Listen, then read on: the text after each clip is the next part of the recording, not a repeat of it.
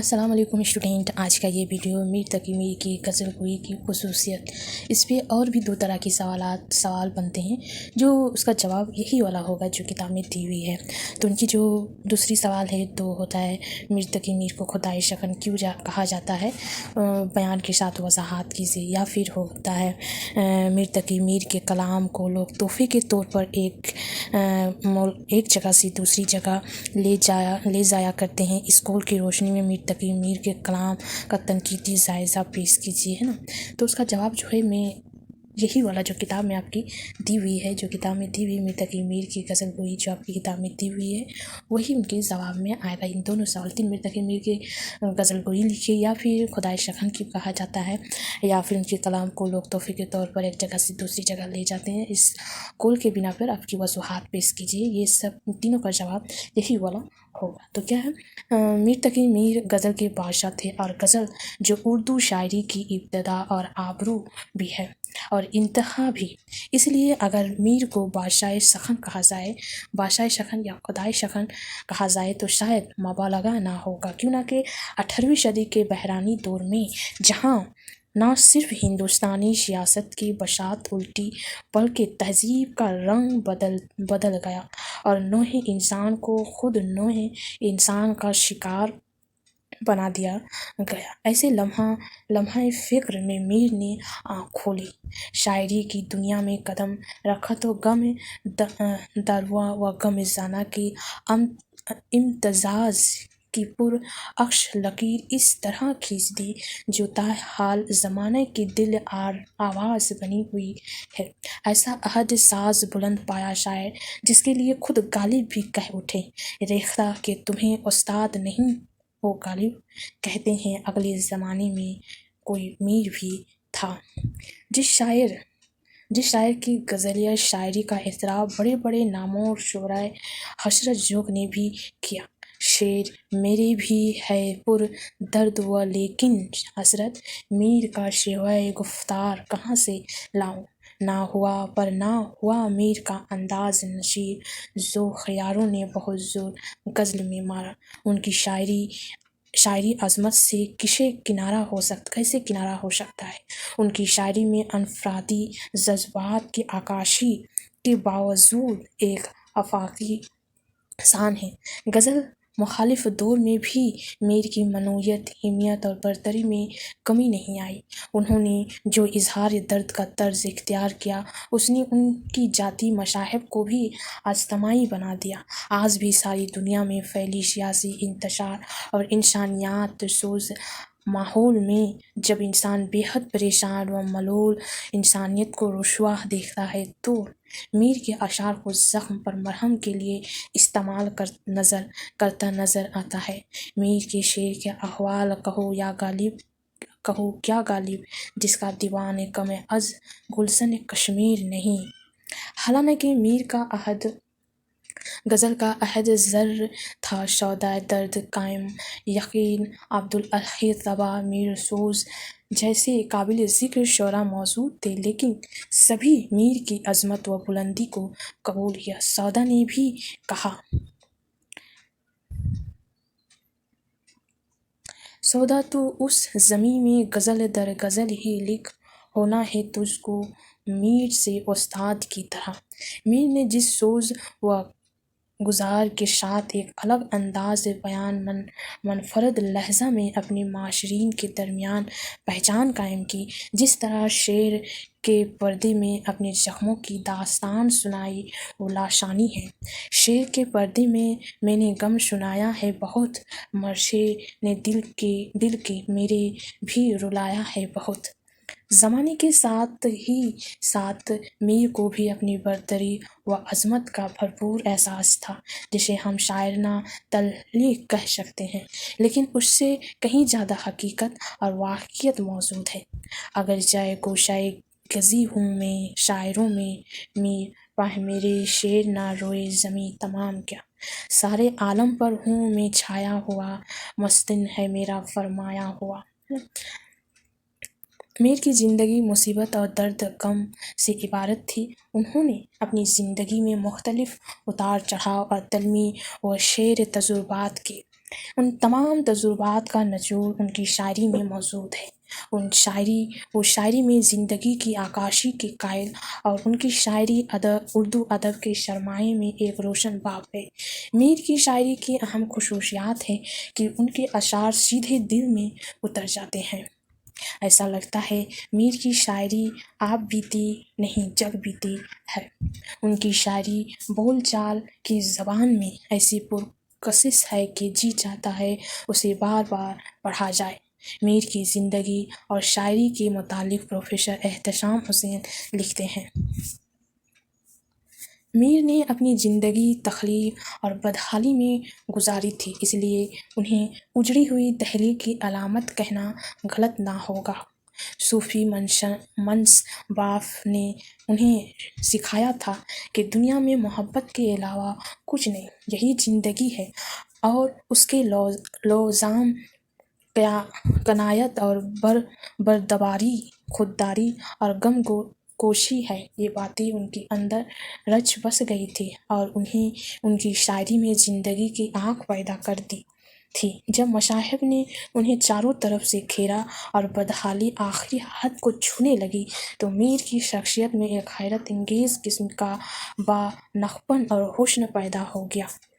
انہوں نے کسی کے سامنے ہاتھ پھیلانے کو انسانی توہین سے تعبیر کیا اور خدا سے بھی ناز سے پیش آئے۔ اسے اس ذہین کے ساتھ نگاہ محبت کا زخم بھی لگا جس نے شاعری کو آتش نوائی میں تبدیل کر دیا، اور آپ بیتی بنی نوع انسان کی دکھ درد کی ترجمانی کرنے لگے۔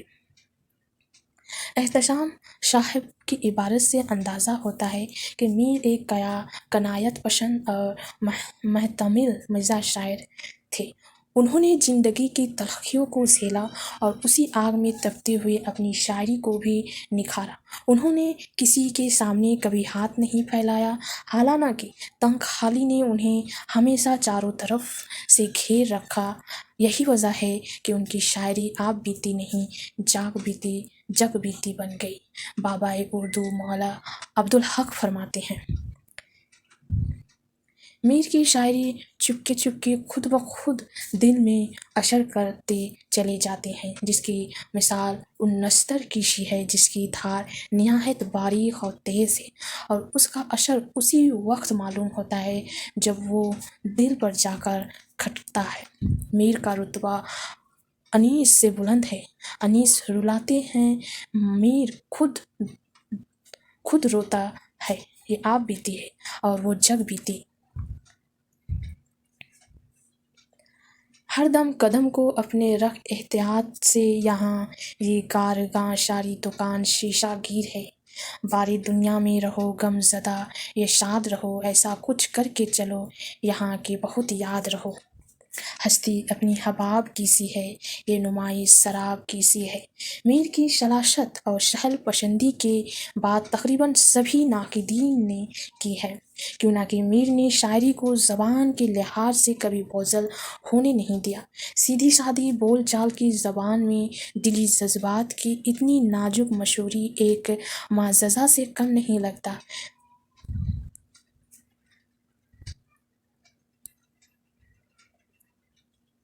جو تجھ بن نہ جینے کو کہتے تھے ہم، سو اس عہد کو اب وفا کر چلے۔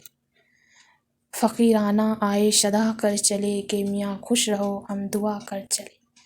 میر کی بیشتر تخلیقات اس وقت کی ہے جب ان کی زندگی پریشانیوں میں گزر رہی تھی۔ ان کے سامنے امید کی کوئی کرن دکھائی دیتی تھی، تھوڑی دیر بعد وہ سراب ثابت ہو جاتی۔ کم و بیش یہی حالت دہلی کی بھی تھی۔ مغلیہ سلطنت روبہ زوال تھی اور مغلوں کی حیثیت عام آدمی کی سی ہو گئی تھی۔ شاعر جن حالات سے دوچار ہوتا اس کا عکس اس کے دل پر پڑتا۔ چنانچہ میر کی شاعری بھی انہی حالات و حادثات کی عکاسی کرتی ہے جو ان کی زندگی میں پیش آئے اور جن سے ان کا واسطہ رہا۔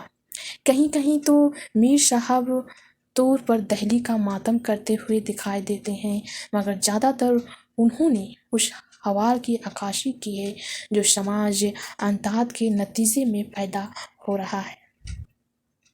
जाता है आसमां ले कूचे से यार के, आता है जी भरा दर वो दीवार देख कर। दहली के ना थे कोचे और राग मशवर थे, जो शक्ल नज़र आई तस्वीर नज़र आई। मीर की शायरी की शहरत उनकी ज़िंदगी में चारों तरफ फैल चुकी थी। मीर ने अपनी शायरी की बुनियाद ज़िंदगी की हक़ाइक़ पर रखी और उन मौज़ूआत को अपने लिए इंतख़ाब किया जिसका बड़ा शाद ताल्लुक़ इंसान की ज़िंदगी से होता है। मीर ने ज़िंदगी के उन्हीं हक़ाइक़ को पेश करके अपनी शायरी में मखशियत को जगह दी और शेर को एक नया मिजाज आहंग बख्शा। इंसानी जज्बात की जिस खूबसूरत अंदाज में मंजरकशी हमें मीर की शायरी में मिलती है और किसी के यहाँ नहीं मिलती। वो कहते हैं, बरसों लगी रही है जब महर व माँ की आंखें, तब कोई हमशा साहब नज़र बने। मीर ने अपने दिल में पैदा होने वाले अनफितरी जज्बात व एहसासात को अपनी शेरी कलब में ढाला, जो ख़वास व आवाम की फ़िक्री और महसूसाती बसात होती है। मीर की शायरी में इबरत आमेज़ कलमात और सबक आमोज नशाए भी मिलते हैं, जो ज़िंदगी की हकीकतों से बिल्कुल करीब होते हैं।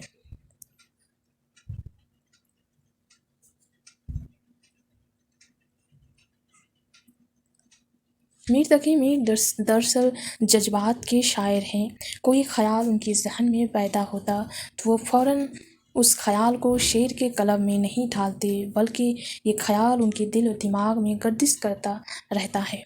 शायद ये कहना ज़्यादा सही है कि एहसास के शोले में तपता रहता, तब जाकर शेर की शक्ल इख्तियार करता है, जिसे मौत के फ़लसफ़े को बहुत से शोरा ने पेश किया है, मगर जब मीर ने मौत की हकीकत को पेश किया तो लोग हैरत ज़दा हो गए।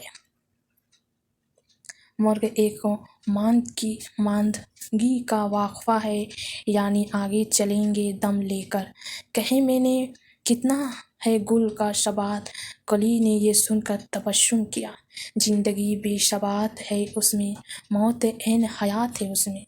मीर का दूसरा शेर जिसमें उन्होंने अपनी ज़हनी और नफ्सियाती कैफियत का इज़हार किया है, अली कैसे होते हैं जिन्हें है बंदगी ख्वाहिश, हमें तो शर्म दामन घेर होती है खुदा होते।